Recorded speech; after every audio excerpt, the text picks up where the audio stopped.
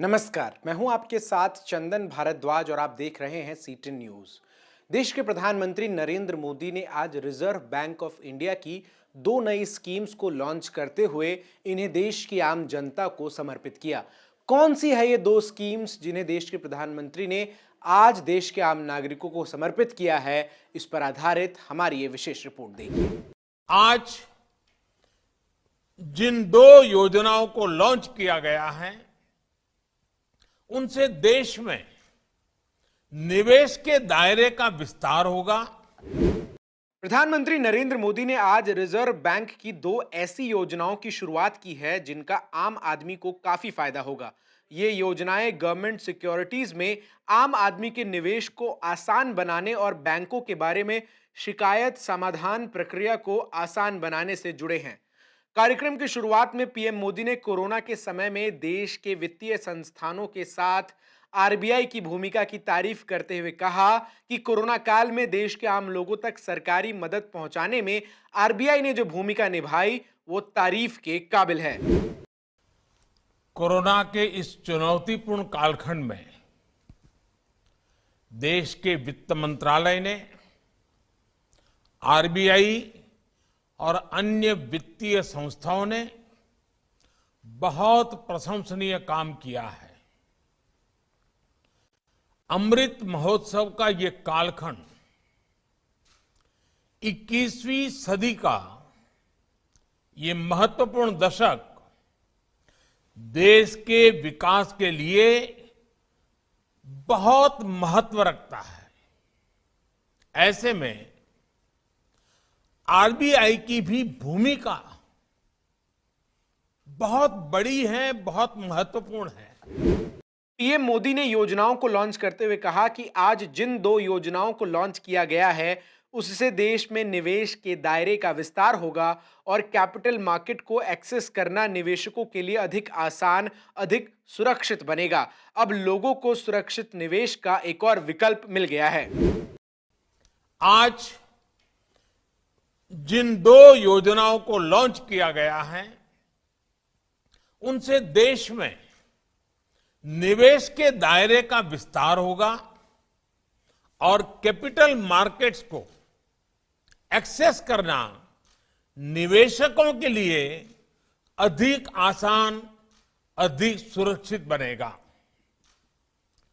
Retail direct scheme में देश के छोटे निवेशकों को गवर्नमेंट सिक्योरिटीज में इन्वेस्टमेंट का सरल और सुरक्षित माध्यम मिल गया है।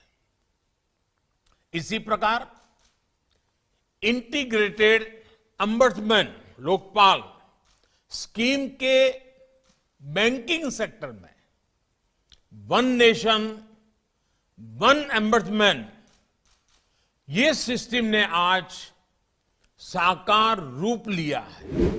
कार्यक्रम के माध्यम से पीएम मोदी ने देश की बढ़ती अर्थव्यवस्था को लेकर सकारात्मक उम्मीद जताते हुए कहा कि आरबीआई की आज शुरू हो रही दो योजनाओं के माध्यम से देश के आम नागरिकों को बैंकिंग व्यवस्था की शिकायतों को दूर करने का एक प्लेटफॉर्म तो मिलेगा ही, बल्कि साथ ही साथ सरकारी सिक्योरिटीज में इन्वेस्ट करने का भी सुनहरा अवसर आम नागरिकों को मिलेगा।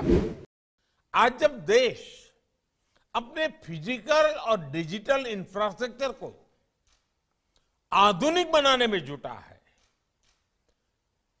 अभूतपूर्व इन्वेस्टमेंट कर रहा है, तब छोटे से छोटे निवेशक का प्रयास और सहयोग, भागीदारी बहुत काम आने वाले हैं। अभी तक गवर्नमेंट सिक्योरिटी मार्केट में हमारे मध्यम वर्ग, हमारे कर्मचारियों, हमारे छोटे व्यापारी, सीनियर सिटीजन्स यानी जिनकी छोटी सेविंग है, उनको सिक्योरिटीज में निवेश के लिए बैंक इंश्योरेंस या म्यूचुअल फंड्स जैसे इनडायरेक्ट रास्ते अपनाने पड़ते थे। अब उन्हें सुरक्षित निवेश का एक और बेहतरीन विकल्प मिल रहा है। आइए अब हम आपको बताते हैं कि आरबीआई की वो कौन सी दो स्कीम्स हैं जिसको आज पीएम मोदी ने देश की जनता को समर्पित किया है।